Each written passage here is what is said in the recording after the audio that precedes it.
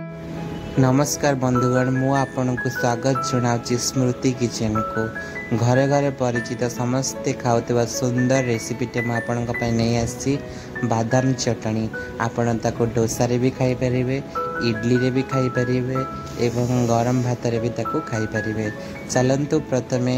Gas flame टाको on करी बादाम को हल्का भाजी नबा बेसी अधिक भाजवानी कहीं बादाम चटनीटा पिता लगे तो हल्का टिके टिके बादाम रंग परिवर्तन आसिले आम ताको बाहर को काढ़ीदेवा। बादामटा जो भल भाव में भाजी हो भलसे आम तार चोपा को छड़े ना चोपा जमी रही लगे कहीं बादाम टेस्ट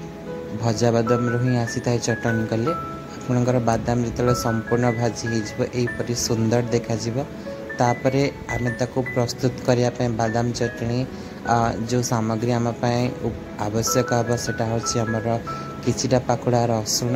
भल भाव में रसुण को आम चोपा छड़े ना जमती कि चोपा रही चोपा लगे रही बादाम पेस्ट स्मूथ हेनी चटनी तापरे आम ग्राइंडिंग जार रे किछि होइतिबा भजा बादाम भी नहीं जावा तापरे आम लंका नबा आ चोपा छड़ा रसुण नबा एवं टिके खटा पाई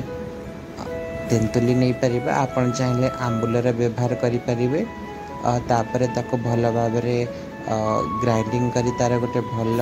पेस्ट बनै नबा